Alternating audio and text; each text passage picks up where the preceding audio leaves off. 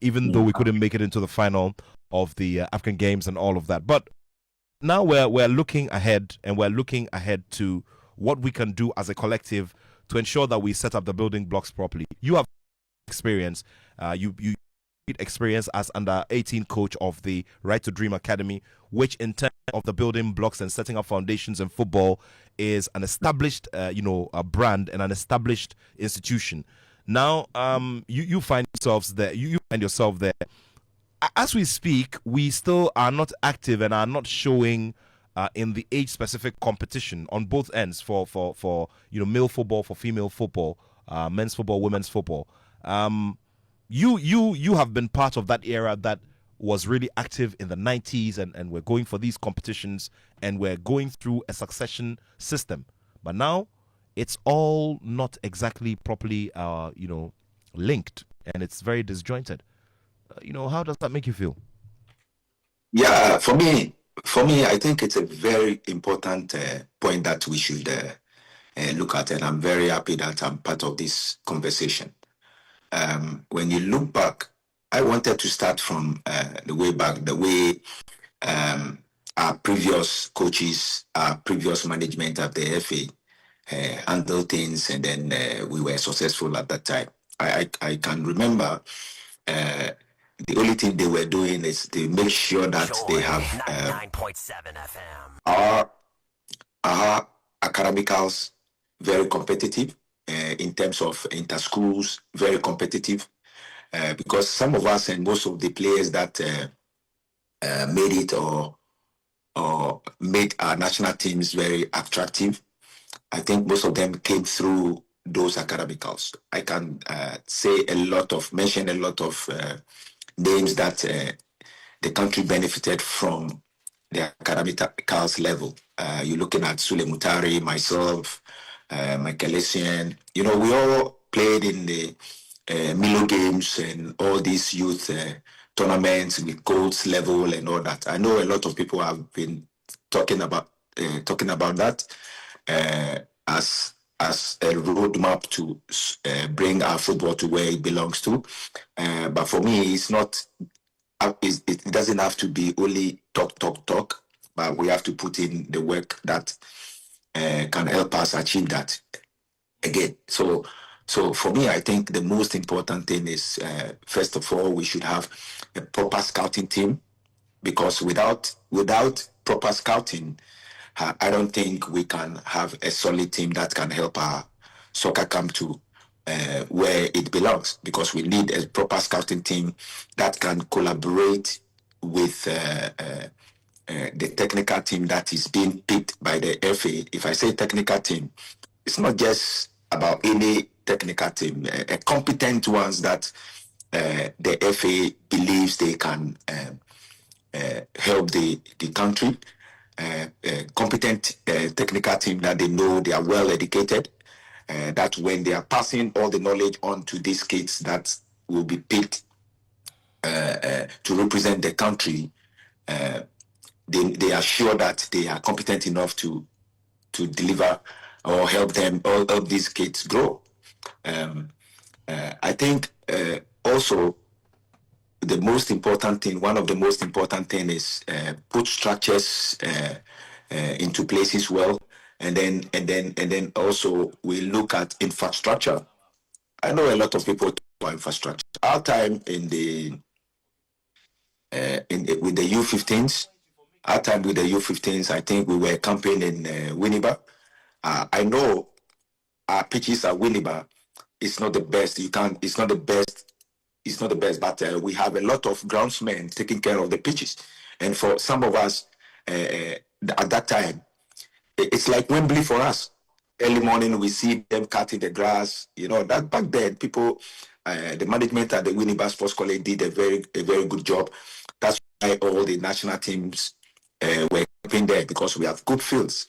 It's not the best, but at that time, at least we had something that we can boast of. We have two pitches, one at the top close to the dorm area, and then we have one at the bottom closer to the tennis courts, which for me I think is good. It's well taken care of. Two pitches, but it's well taken care of, which we can sometimes have about 3-4 national teams camping there. At some point, we had local clubs coming to come there because they have good facility that players can train and then develop. So for me, infrastructure and it's been a while now that you can see Wembley Sports have been trying all its best to put up. We've done a lot of good astroturfs around the country, which for me, I think the government should focus on and then try to do more of astroturfs and then try to have do it well, not just do the turf and that's it. The development around it that can have make the players comfortable when they come there to train. We're talking of proper dressing rooms. We're talking of proper coaches' office. I know sometimes people feel okay, it's the pitch that we're looking for, so they just do the pitch and that's it. But then again, there are so many things that happens and on the pitch before. on a very light note, I mean, the dressing rooms in some places even becomes a problem. And now we're coaches. Yeah, I know, Nat, I know, but it's part of the infrastructure. It's part. Yes. For me, the way I work, I don't want to just get up and come on the field and be scratching my head. Oh, what am I doing today? What am I doing tomorrow? I want to have a plan before getting on the grass. You know, so if my training grounds are, I wake up early morning, I go straight to my office, stay there looking at the pitch, doing, then ideas comes into my head. You know, after training, you need to go back, evaluate the session and all that. So we need to have those things closer to our training facilities. And then one important thing also is for us to have national players. When I talk about national players, is let's say, for example, the under 17s that I went around the region to select. I still believe most of them are still qualified to play for the next up and coming under 17s. But I guarantee you, not even one player will be in the current selection now.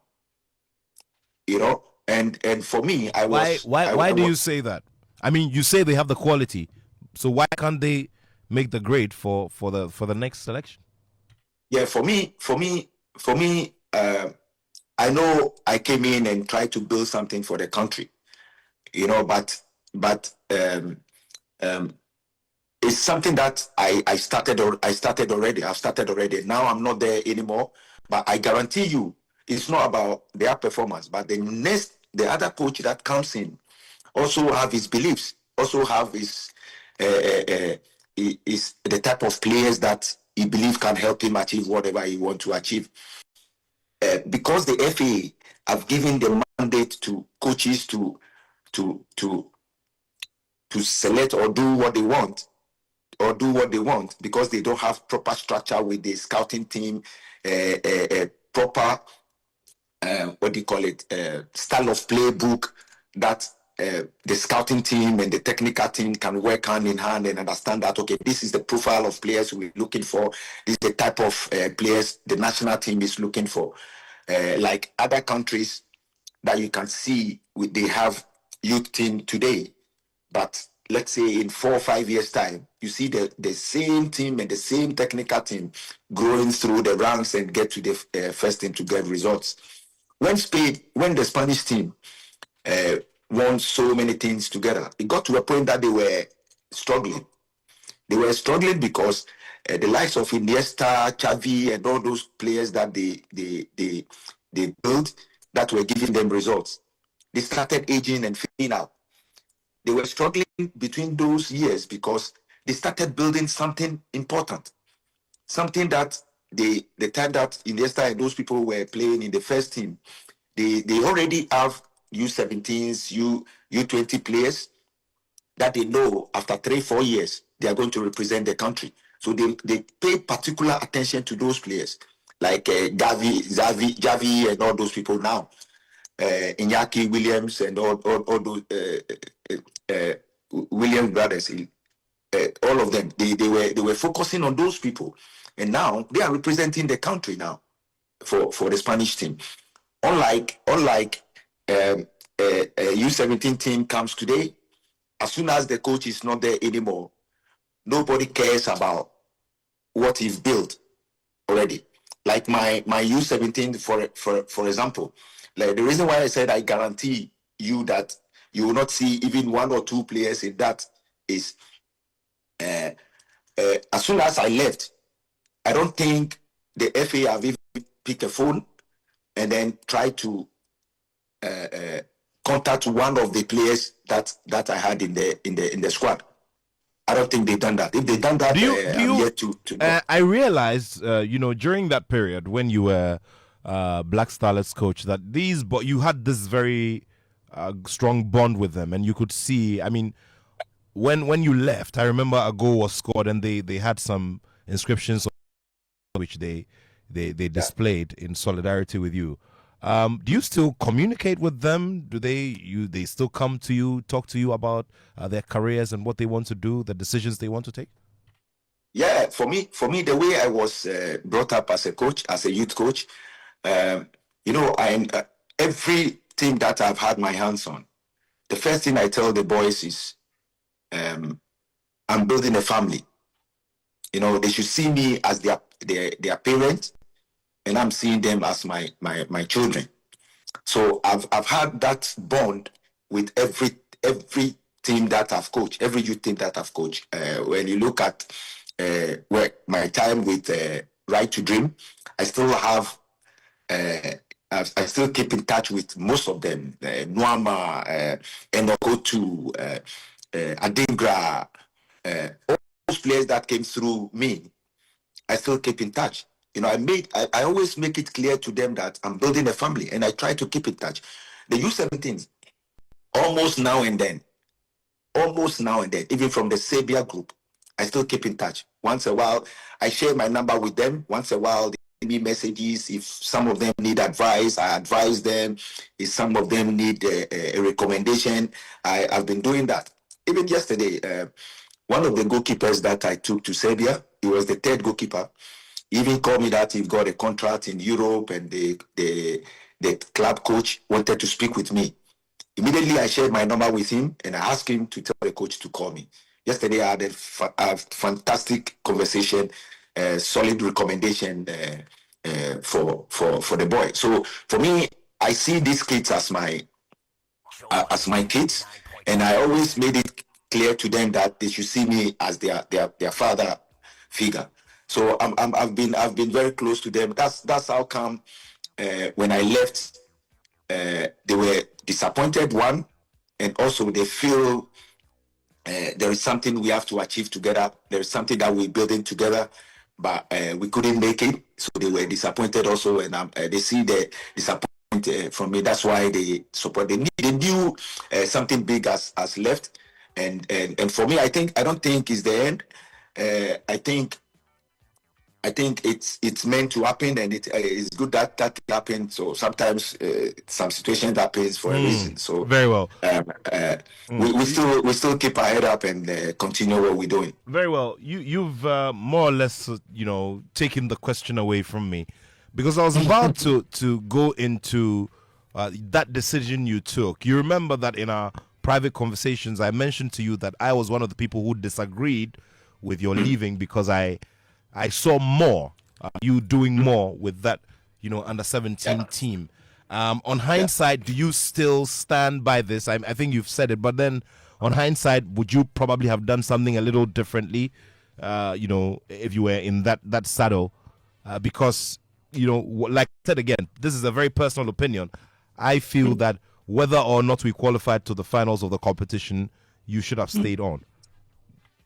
Yeah, I should have stayed on, and this is what I wish to do. This is what I wish to do. That's why I left FC Nochiland to come to Ghana and then try to build something and grow with them to the highest level. But the environment wasn't friendly for me. If I say the environment isn't friendly, there are a lot of things that I will talk about it, but I don't think it's the right time for me to talk about it. But at that moment, I feel the environment is not. I felt the environment is not friendly with me, and if I'm not careful, it's not going to help my career. Like So that's why. before you continue, this was the same, so-called unfriendly environment that existed, which you probably may have known about before you took up the appointment. Yes, I agree with you 100%. But one person have to step up and then try to change something.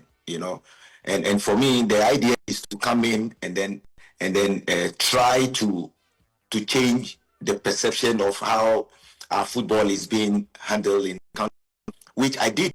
I tried my best. But one thing you should know, I was alone, and the people that I was working with felt I'm one of the odd person that doesn't agree with their principles that they use in governing our soccer. So the best thing for me is to step away and then make them have their way, because for me, I think our football need to be handled in properly. Sorry to say, but from where I'm sitting, I don't think it's very appropriate for a coach who has been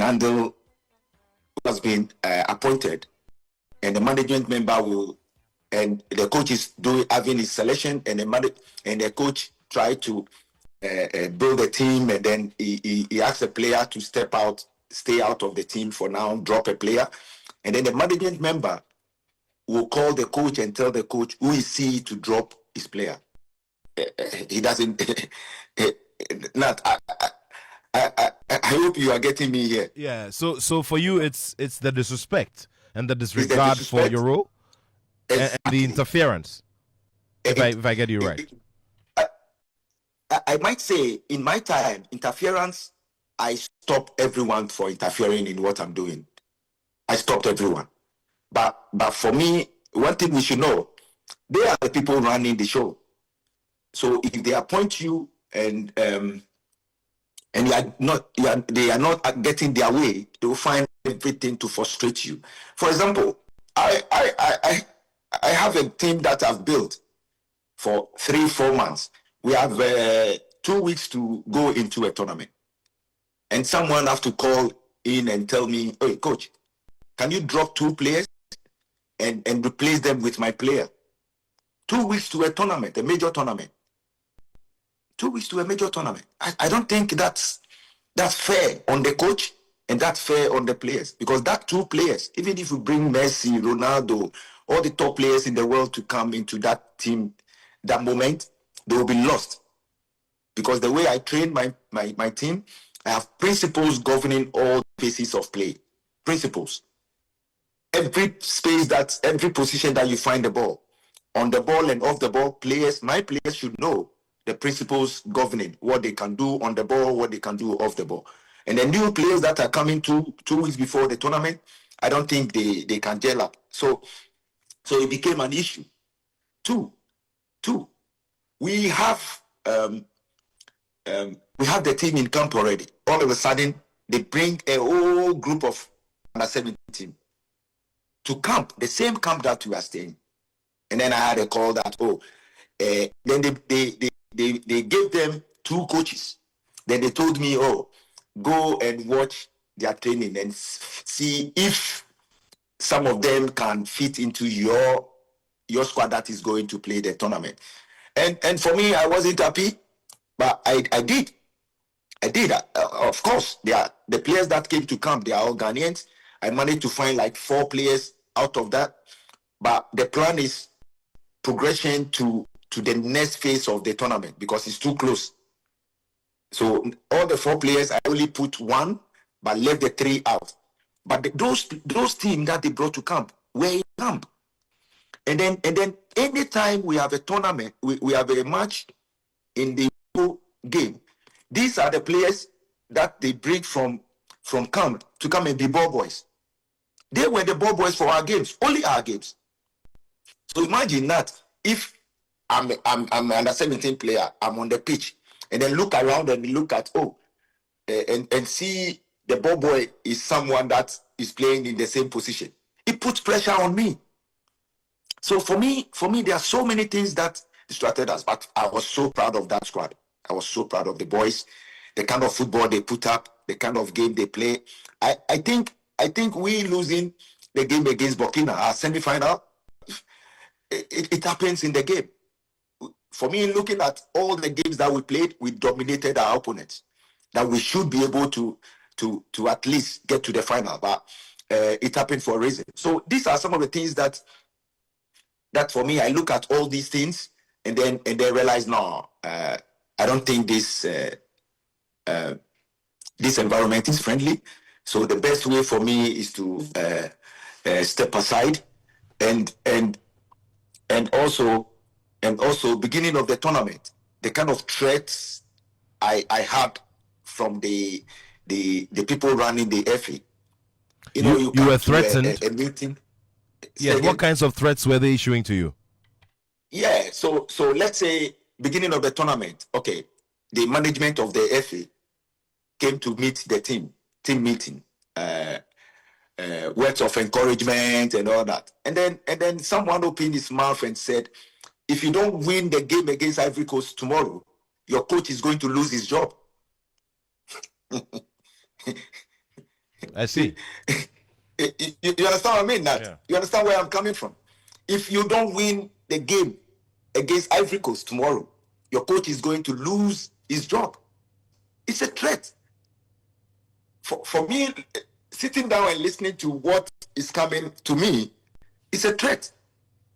So all those big time, that's when I realized, I don't think the environment is good for me at the moment. I think I need to think about it again to do something about it. So I'm very disappointed. As I went, trust me, I as anytime that thing comes to mind, I shed tears. I shed tears because of what myself and my technical team, which I appreciate them a lot, they are so amazing. Their work ethics is phenomenal. I can't take anything away from them. When we started, I brought the idea to the FA that this is what I want to do. This is how I want to scout my players. And the FA supported it, which I appreciate. I went all over the regions for 1 month, 2 weeks. We went all over the regions. We don't go home. We go region to region, traveling on the van, region to region. And I will tell you, at the end of everything, almost all of us got sick on the way.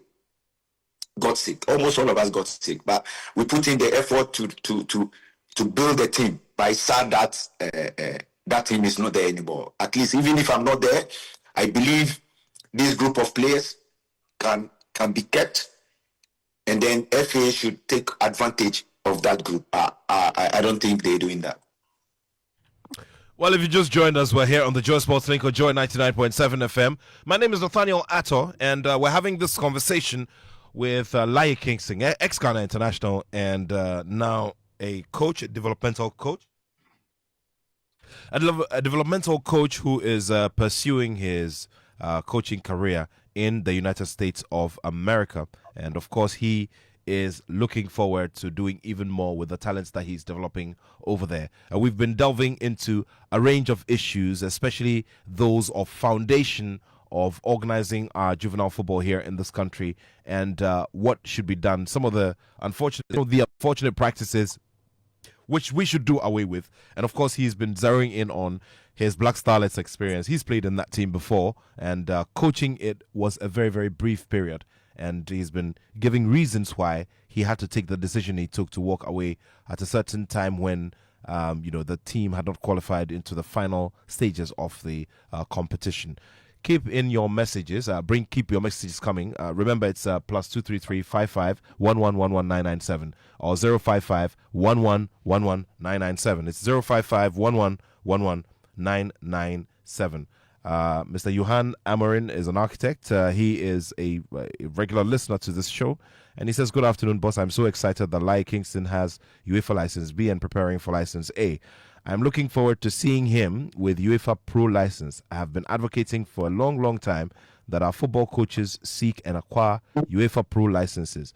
I was very disappointed when Coach Kwesi Appiah was paid off after Brazil, and he didn't use his earnings to seek support and get a UEFA license B, A, and Pro. Kudos to Laryea Kingston. Thank you very, very much for that message. Sorry to cut you. Sure, go ahead. I have the A already, and I'm on my way to the Pro. Very well, very well, very well. So Laryea already has the A, and he's on his way to getting and eventually getting certification for the UEFA Pro license. By what time do you project to get this done? What are the timelines? A year. It takes a year and a half. So hopefully by next year summer, I should have it. Great stuff there. 055-11-11997. Keep your messages coming. We'll be glad to share on all the subjects. And of course, let us know where you stand and what your views are on some of the points that are made during this conversation. 055-11-11997. 055-11-11997. The other West African countries, and I want to zero in on West Africa because a lot of the time you see Ghana struggle against some West African nations. Case in point is Burkina Faso, whom you played.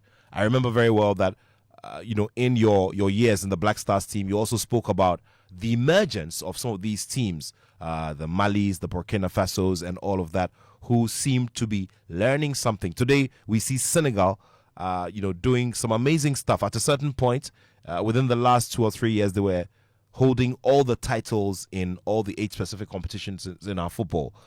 What can we learn? What can we learn from these countries? Because they are definitely doing something right. For me, I think consistency in their selection helped them. So when you look at the Senegalese team, they were building the team for a long time.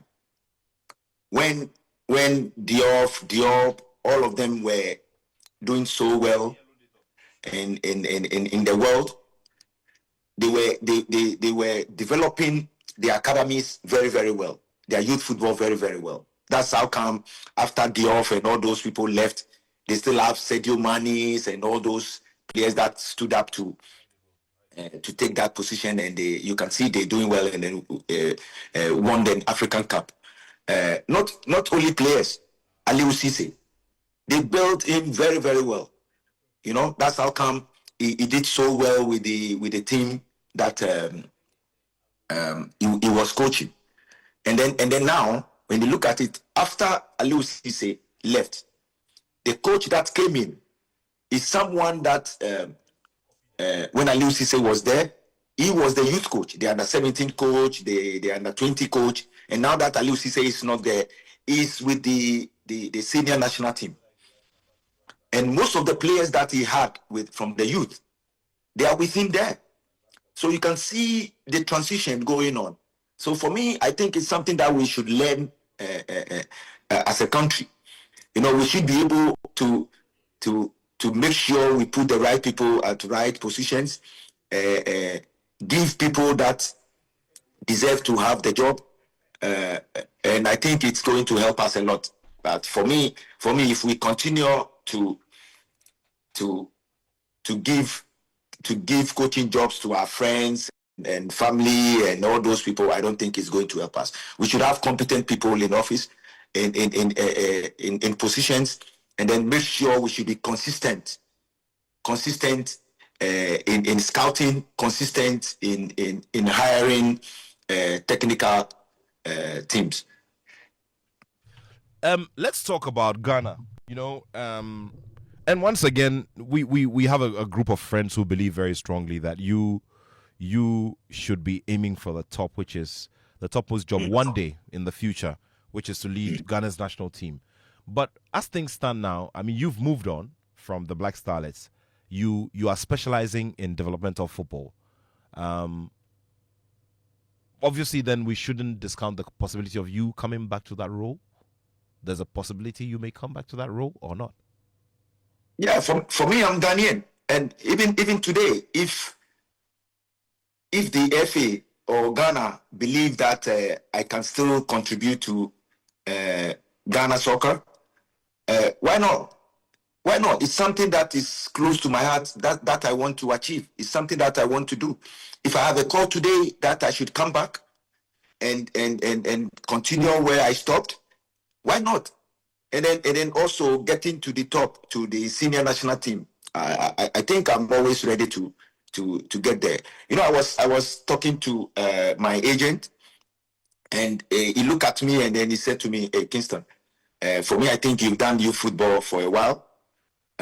You've done youth football for almost 7, 8 years, and what you've done there at that level so far, for me, it says it all. So I think it's right about time for me to think about first team environment now.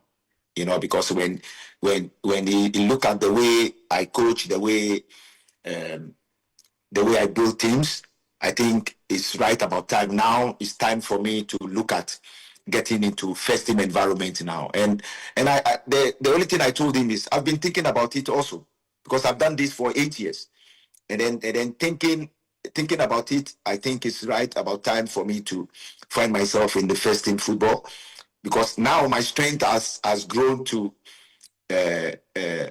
development, to from development into management now, because now I can see myself understanding how to manage first team environment, manage individual players and a group as well. So I can see my strength now getting into that area, and if I have an opportunity today, I think I'm ready, all the tools to manage, or even not even the players, the technical team around me, because since I moved here, the feedback I get from the owners, the feedback I get from my colleagues at work has been very positive and very encouraging. So, like you said, even today, if I have a call to come in and help support, even through all the national teams, I'm ever ready to come back, because that's what I want to do. You know, I'm Ghanaian, and it's sad to see the country that love the game so much. Now, the people of Ghana, they struggle. Everybody that I talk to, everybody. Even yesterday, I was talking to a woman that is in Ghana, and then he was like, "Oh, come on, I don't want to even hear Ghana football again. I don't want to see that." And sometimes it's sad. Some of that, as we've been ambassadors to try perception of Ghanaians. Anytime we hear someone saying that, we try to make sure we feed them with positives that it can be better. So, Nat, like you rightly said, I would love to come back. I would love to come back if the environment becomes much better for me. Because one thing you should know, when you are being hired in somewhere, in a place, you need a support from your employers. You need 100% support from your employers. They should make it, the environment, very friendly for you to enjoy or bring the best out of you. Without that, I don't think it can work. If the environment is very friendly, very supportive to all the coaches, I'm always ready to come back. I see. There's always talk about the licenses that we acquire, to ensure that we're participating professionally in these sporting disciplines. You are going on to a UEFA Pro license. There's been a bit of a debate over the years about, the depth of the training under UEFA and that of the Confederation of African Football, where you have a B certification. Now, where do you stand on this particular conversation about the curriculum that is run for the CAF, certificates, as against that of Europe? Because ideally, as I said, in terms of value in the world of football, a CAF license A should be equivalent to a UEFA A or probably a Pro, and others. Where do you stand on this conversation? Yeah, that's a very good question. You know, when you look at licensing and licensing, for example, I don't think CAF license is far away from the European licensing. The only difference is, soccer. Soccer is Europe. Soccer, football is Europe. So definitely, that's where the big guns wanted to go. So when you talk about licensing, I think CAF licensing, the curriculum in CAF licensing is also solid. Yeah, but it depends on how your federation runs your curriculum. CAF will give, okay, this is the criteria that we're looking for. This is the criteria that you have to meet for us to pass your participants. Other federations have it from CAF, but it depends on how the federation will handle it. And for me, I think Ghana Federation should do better on that. Being said, that is, the last time I did my UEFA B license, my group, I think in a CAF B license, I think it's in 2016-17. Almost 10 years. Next year will be 10 years.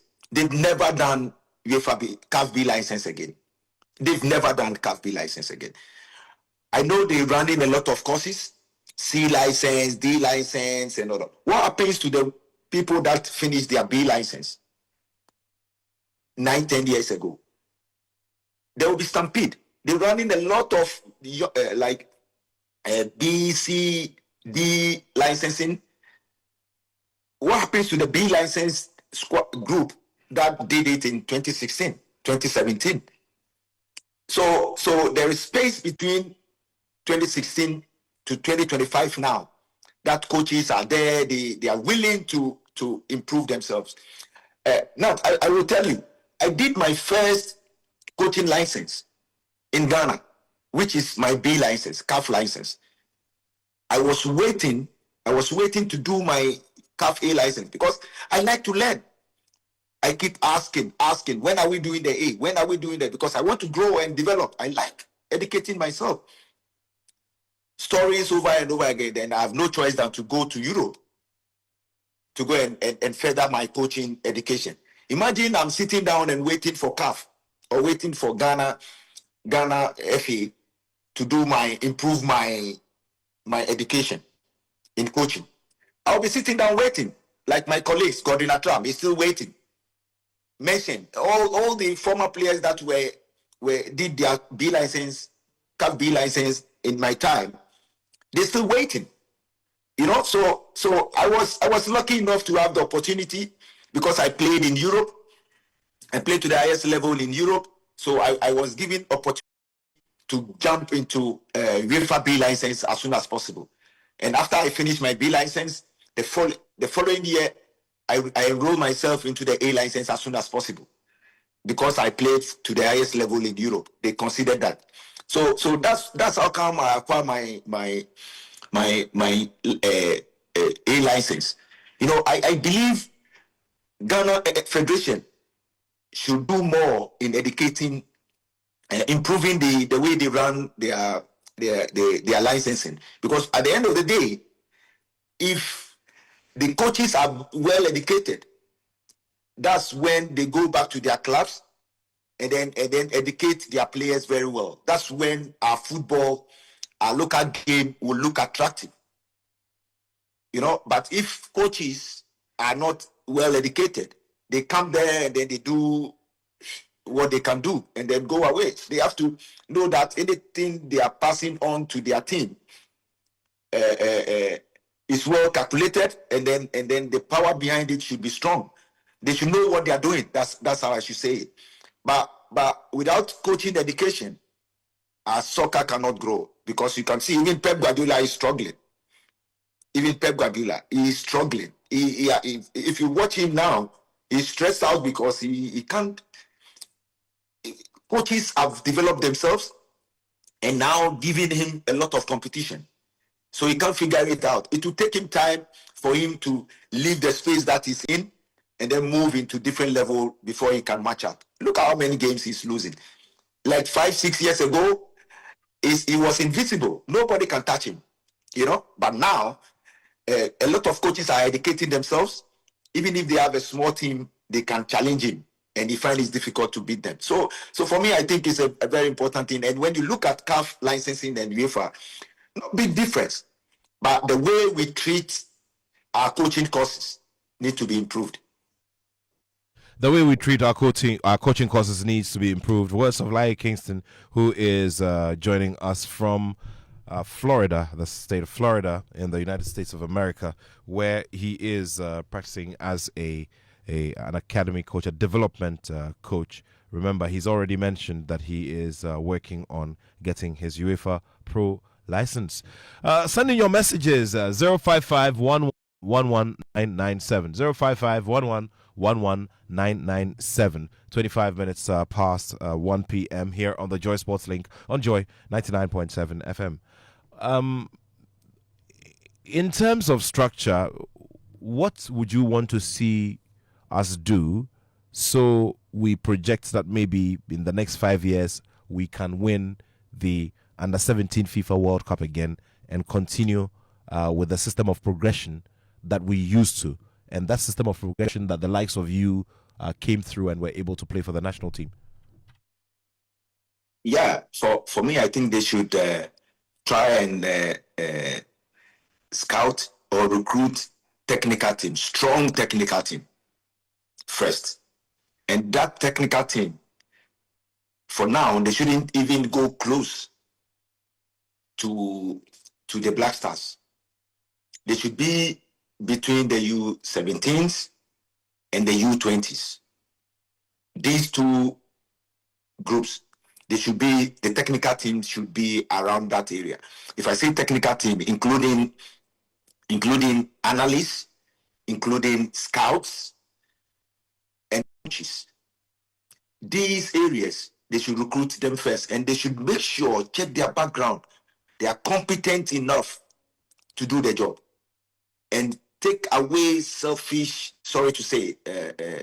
interests around that group, and believe in them, trust them. They should the technical team that they will recruit or scout, they should come and do presentation to them that they are competent enough to have that job, and then make sure they are well paid, well taken care of, so that they will also be comfortable to give in their best. That's the one thing.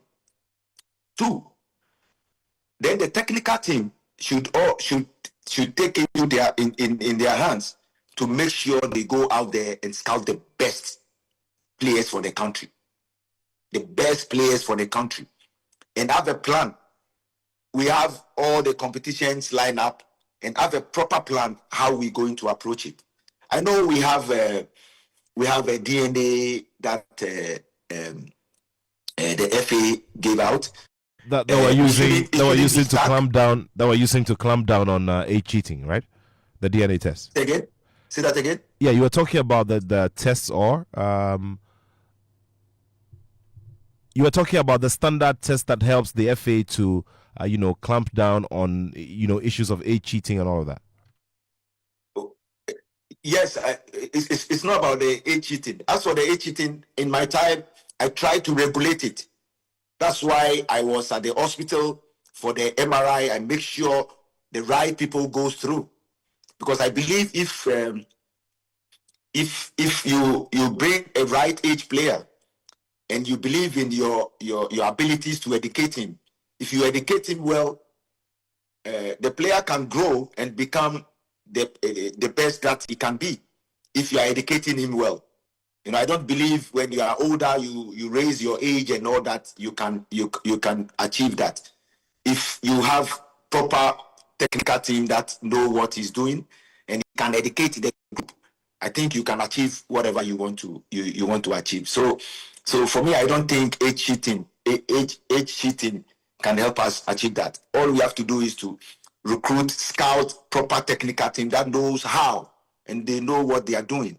That can, and then like I was saying, and then try to scout proper the right players that can help us, right players that can fit into the DNA that the FA put up.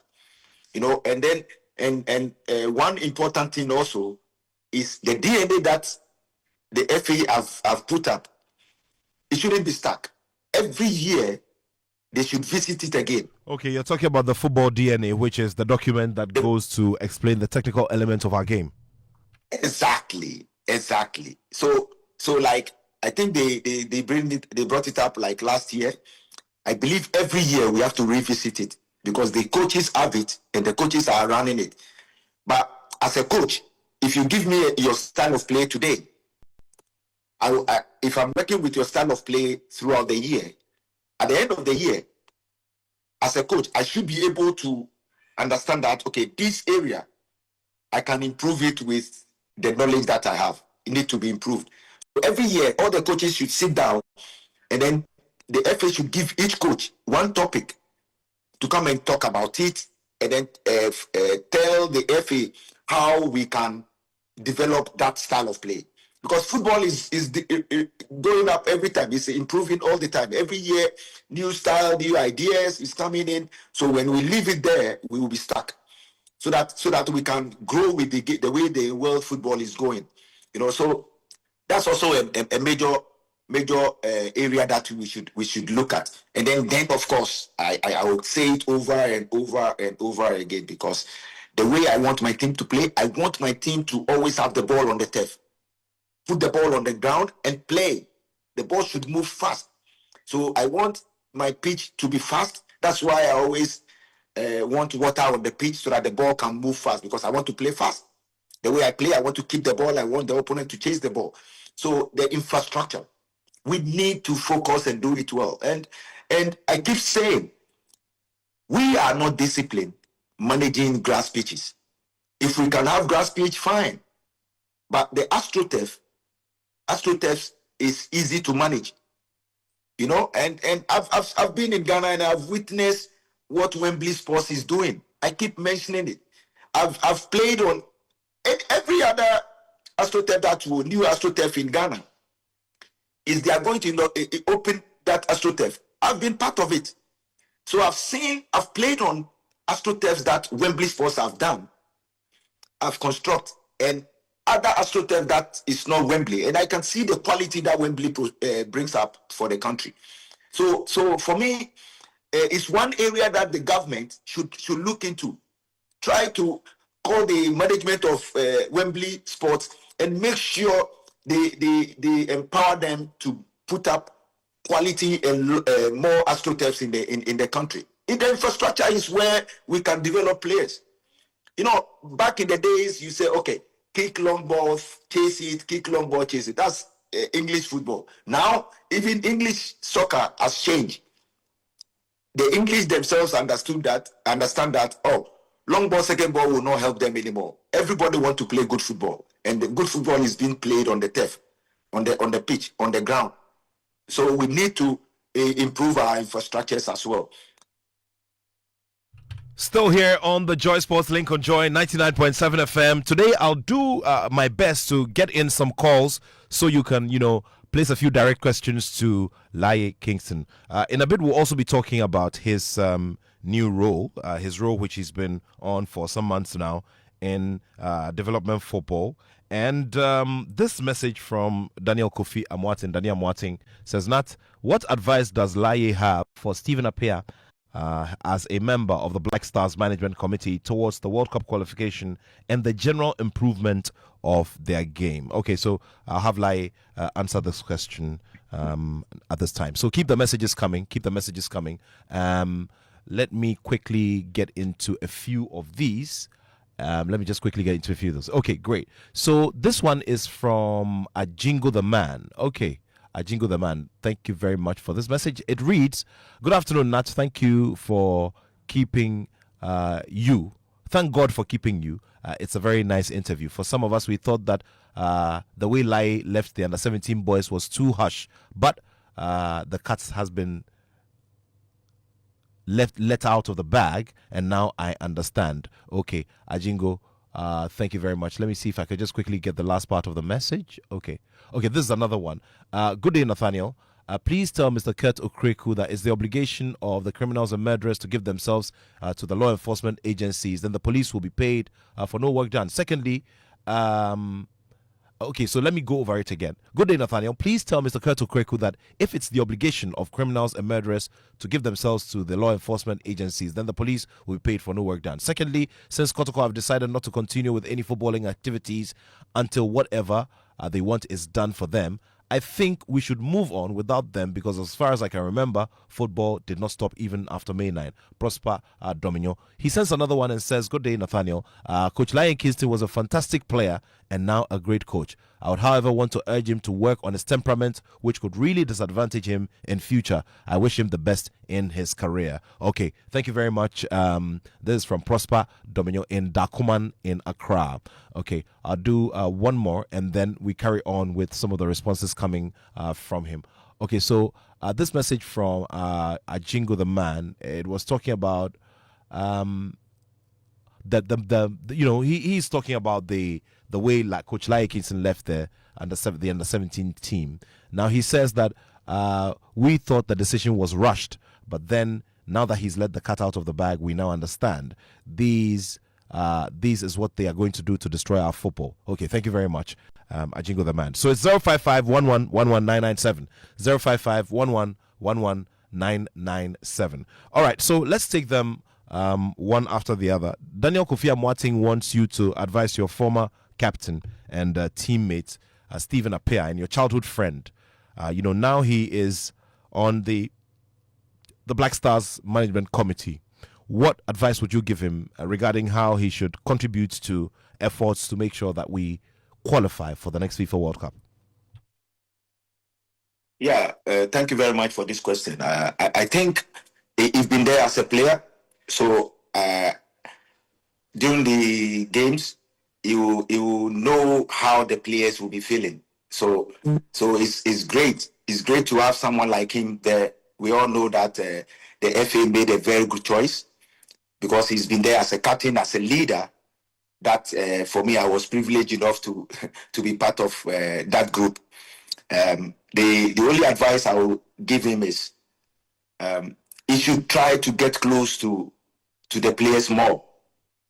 Because for me, I think the players will listen to him. He should try to be close to them, and then give them the experiences, advice on the experiences that he had during his playing days. He can put up stories. He can tell them stories about how we qualified for our first ever World Cup because it's very important. It was difficult. The road to qualification was very, very difficult. And make sure that the management will do the right thing that can motivate and encourage the boys. So for me, the advice is it should contribute more, but it shouldn't go there and be a spectator. That's the only thing I'll tell him. He should contribute more. He shouldn't be part of the management being a spectator, because I think Ghana respect him. The management of the FA have so much respect for him, and they know what he can contribute to our football. That's why they put him there. He should go in there and contribute more. He shouldn't be a spectator. Great. So Stephen Appiah, go in there and contribute more. Don't just be a spectator. And Ghana knows what you've done. They know you've been in there before, and so share those rich experiences with the players. Okay, so 0302216541. 0302216541. 0302216541. Now 055-1111-997. These are the phone numbers. You can just hit your dial pads and get through to us, so you can place a few questions to our guest for this afternoon's show, Laryea Kingston, who's speaking to us here on the show from his base in Florida. Now, he is a head coach of the Rush Select Academy. He's focusing on developmental football. Laryea, tell me about the experience at the Rush Select Academy so far and the kind of challenge it has given you to develop further as a developmental coach. Yeah, it's been great so far. It's been great from day one. I stepped my foot here. The integration has been very smooth. Also, the academy is well organized. When you look at what they have here, we scout all over South America and then in Europe as well. So the boys have been very, very good. When I first came, we need to I need to come in and then restructure the way the academy works in terms of their style of play, in terms of managing the whole sporting department. I think it's my first time managing like big space, so it's a bit challenging. But thanks to Right to Dream Academy, I can't talk about these things without mentioning them. They helped me a lot, and then I look back and look at how my former boss at Right to Dream, the way he runs Right to Dream Academy. So with the experiences I had, I was working very close to him.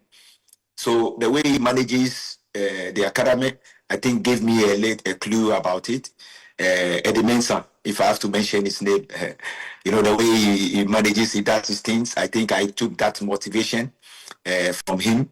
I think that helped me to run it. We have groups of 3, which is a gold group, which is the first team, which I coach direct. And then I oversee the silver group, which is my first assistant coach who takes care of it. And then we have bronze group, which is my second second assistant is managing it. Also, we have condition coach and all that, but I make sure I oversee the style of play, and then also working closely with the condition coach and see what the players need in terms of upper body, lower body, and all that. So so far so good. It's been very good. I came in. I started work last year August, and so far it's been good in terms of first two months was a bit difficult because now a new style of play, so the players find it difficult to adjust. To adjust. Okay, Laryea, kindly hold on with the thought there. Let's just get a few callers, and then you'd continue with the experience so far at the Rush Select Academy. Hello, good afternoon. Hi, good afternoon, Nat. Good to have you on the show. Yes. Laryea, you say you are coming back to Ghana. Yeah, I'm going to give you an advice I give to all my family people who are into sports. Please go where they are serious about what they are doing. Okay? This country called Ghana is just about grammar and grammar and grammar. We have fine grammar. We have fine blueprints. As to doing the work from government to all the institutions, doing the actual work to develop the sports. It doesn't happen in this country. It's just fine grammar. So what are you coming to do in this system? How much effect can you even have? At the end of the day, the system, the people running the system, which is supposed to develop it and support you, bring in your experience, that same system will be fighting you. So what are you coming to do here? My brother, go where they take the thing serious and make your money. As much as you love it, make your money too. How much will Ghana give you? You'll be making the money in Ghana and what you will be making out there. And at the end of the day, the system will still be fighting you on top. So what are you coming to do here, bro? Be part of being patriotism. It's also speaking real to the issues. That is part of being patriotism. You don't say you are patriotism when there's truth and you don't speak it. And this is a reality that we speak in this country. So, my brother, I beg you, reconsider this, okay? Maybe if tomorrow we see if it's happening, okay, if the transitioning is happening and the sport is developing, we will all see it. And then maybe if you consider to come, I'll say hallelujah. Because this time around, the people who are the decision makers, they you see that they are putting in the effort. They are not just speaking grammar, but they are putting in the effort. And we can all see that we are going somewhere. Then maybe if you say you are coming, I will agree. But right now, my brother, go and get the name for us. When they actually say you are Ghanaian, they will know that we have good people here. They should come and take the rest of them and take them away. Thank you for that message right there. Let's go to our next caller. Hello, good afternoon. All right. Okay. So we'll get back on the phone lines in a little bit. Well, so this is a caller who really has given up, on the Ghana football brand because of the recent events and all of that. And he says that he thinks you should stay right there where you are and develop your career and not, but before you come back to respond to that, let me just take a caller. Hello. Good afternoon. Yes. Good afternoon. Thank you for joining us on the show. Thank you. First of all, may I congratulate your man over there. Please, I want to know from Laryea Kingston what can be done to beat off all the corrupt people in GFA, because they are the cause of the problem. They don't have this country at heart. All that they are all doing over there is to make money for themselves. 2, what can we do to stop exodus of Ghanaian talented footballers out of this country? They are not mature, they carry them away, and that's it. They go and kill their talents. What can be done? All right. Thank you. Thank you very much. Okay, Laryea, so it's a good time to respond to other messages that have come so far. Yeah, for me, I'm getting emotional now with the way the callers are talking, because for me, they are Ghanaians and I think they deserve better. So there's no much I can say, but it's sad to listen to these words that a Ghanaian is telling a Ghanaian that wanted to come back and contribute, advising him that he shouldn't come because of what he's seeing happening around, and it's not good, it's not healthy. Like I mentioned earlier on, that it's not healthy. The environment is not healthy. That's why I left. So it's sad for me to hear a Ghanaian saying that. For me, I think it should be otherwise. We need to bring our best people to the country to come and help the country grow. Not only soccer. You can see all our best doctors running away to go to Europe. All our best nurses running away to go to Europe. So for me, it's something that we should, as a country, we need to help and grow it. That. Very well. Thank you very much for that response as well. Let's get back on the phone lines. Hello, good afternoon. Good afternoon, Mr. Nath. I hope you're doing wonderful. I'm great. Thanks for asking. Please go ahead. Yeah, please, quick question.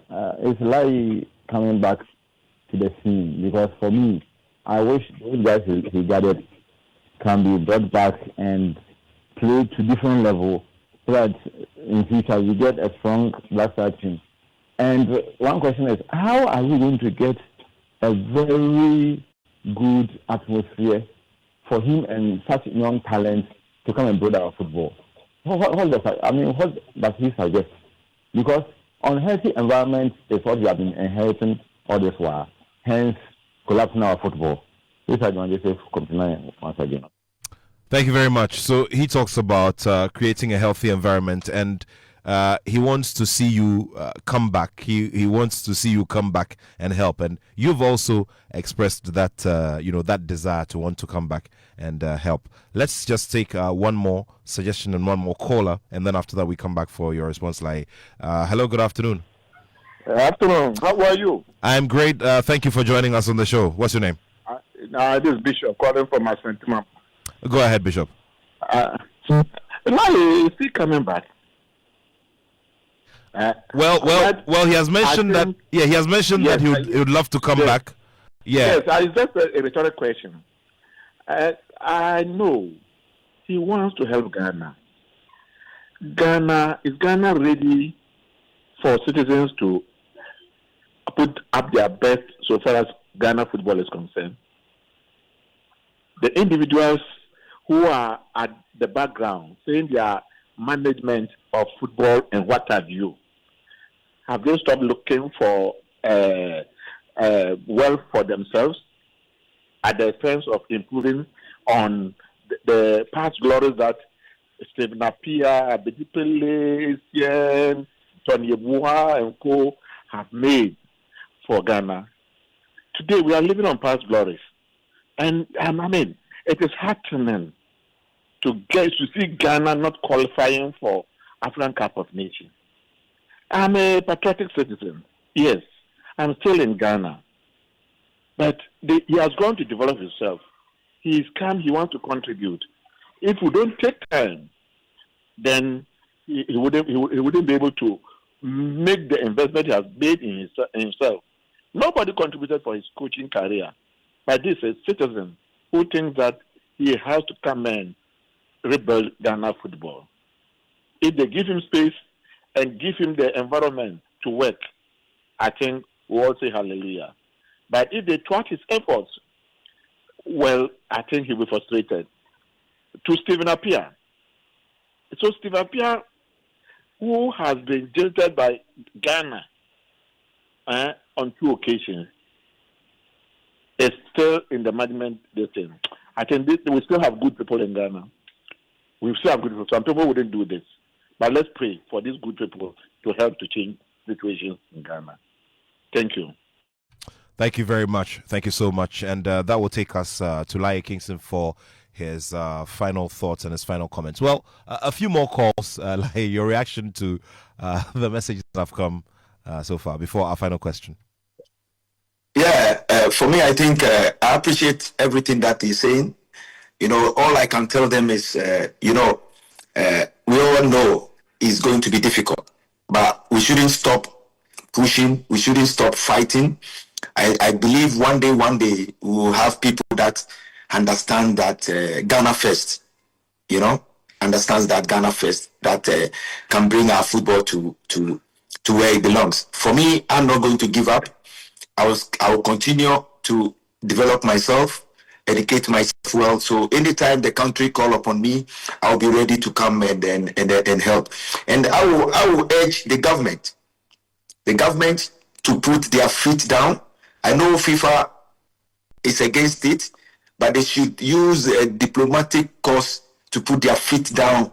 So that people will do the right thing. Okay, this then falls into the last question I was going to ask. So this obviously will go through the sports minister, right? Because he is the representative of government. Okay, so to the new sports minister. Please go ahead.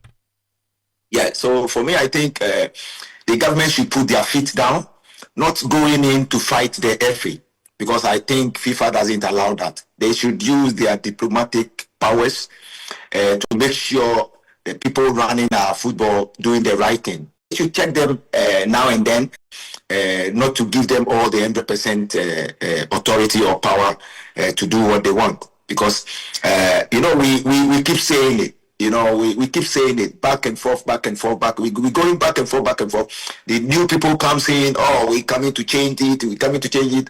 As soon as they get there, they feel too comfortable and then they forget it. And then they go back to square one. So for me, I'm urging the new government to put their feet down, put measures in place, and make sure people around the FA do the right thing. And I think that's going to help us. And for people that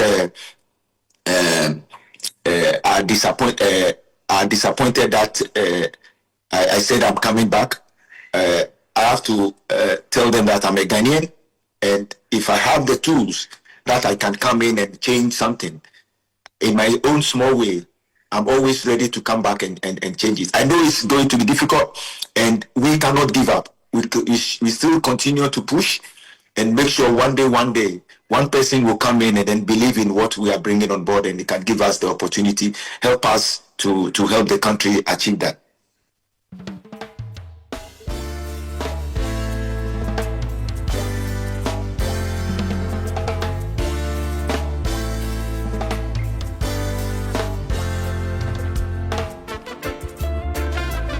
Very profound thoughts from Laryea Kingston, who's now pursuing his career as a development coach in the United States of America. Our guest for this afternoon's Choice SportsLink. And his nickname is Sabato. Laryea, before we go, where did Sabato come from? Can you briefly tell us over the next 1 minute before we wrap up? Yeah, Sabato is, I took it from Abladekuma. Oh yeah, Abladekuma was also called Sabato. But what is the origin of that nickname? But what's do you know the Sabato? You know what happened was, I played a coach team, Cowley Babies, and we trained at Art Center where Arts of Folk used to train. Yeah. And anytime the arts main team will come to training, we will be training already. And the arts fans started. They look at me and said, "Oh, why is this small boy play like Abladekuma? He walks, he passes, and everything is like Abladekuma." So they started calling me Sabato. And I followed him throughout. Because of him, I go to Arts Center every day. I finished training, I stayed to watch him. I wanted to see the way he moves, the way he received the ball and all that. So that's how come I got the name Sabato. And I hold him close to my heart. I respect him a lot. Once a while, I meet him and then we hang out. So I really appreciate he blessed me with that name. Sabato. Nathaniel Ato. Charlie, thank you so much, Lai. And I know the weather is being very fair to you over there, so you don't have much of a problem. Oh yeah. I was so lucky. I'm so lucky that this is my first time I'm working outside Ghana, and I'm lucky I have a very good weather. Mostly I wasn't lucky. I'm unlucky when it comes to that. I went to Russia, and then I'm coming down to the United Kingdom, and then they push me to where? Scotland, which is very, very cold as well. So now I'm lucky. I'm in Florida, the weather is nice, even winter. Other states are full with snow. Over here is just, you feel cold. Yes, you wear one jacket, you are fine. Other part of United States, you need to dress like sausage before you come out. But anyway, but next week I'm off to European tour with a group. Very well. The Go team, which the players are, we're looking forward to that tournament. We're going to Croatia, play 2 friendly matches there. Hungary, play with the U19s. 2 friendly matches, and then we have a tournament in Italy, Rome. Okay. Tournament in Italy, Rome. We will have at least 5 games in the tournament. If that's when we get to the final. Wow. 5 games, and then we're back to Miami again. So for me, I think it's been very good, and I'm happy here at the moment. I'm working with lovely people. The kids are responding to education very well. And the first team, which is the Go team, now I'm happy. You can see the handwriting that the U17s were doing. You can see it on them. They are doing so well. I love them so much, and they also hold me in the highest team. So we are a very good group. We're looking forward. I'm looking forward by 1 or 2 years. Already, I have like 4 teams, 2 in Europe and 1 in MLS, chasing. Some of my boys already, so it looks good here. Amazing stuff. Lai, have a wonderful time. Enjoy the rest of the weekend. We wish you well for all these select tournaments that you're going to play, and we sure are going to have another conversation again. All the best to you, and thank you so much for your time. Thanks everyone. Bye. Enjoy.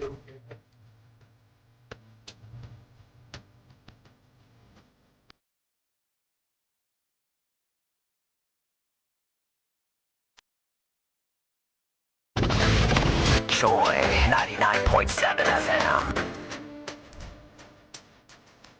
So this has been the sporting story here on the Joy Sports Link on Joy 99.7 FM. I would like to once again say big shouts to Captain Prince Kofi Adams. Today is his birthday, and also he launched his book last night. A 3rd volume of his, series of books. Congratulations to you, Captain Prince Kofi Adams. He calls me my MC. Captain, big salutes to you once again. And of course, happy birthday to Rosalind Felly. Rosalind Felly is one of our hosts of Prime Morning on Joy Prime. Happy blessed birthday to you. Have a wonderful time and enjoy this lovely day. Okay, so that's it for the show for this afternoon. Thank you all so much for listening and contributing to the show as well from different parts of the world. We will be back next weekend with another must-listen to Joy Sports Link. Continue to log on to the sports page of myjoyonline.com for more. Thank you is what I say to all of my producers, led by Benaya Elom Dafiamepo. Coming up is the highest paid DJ in this side of town, Mr. Ba.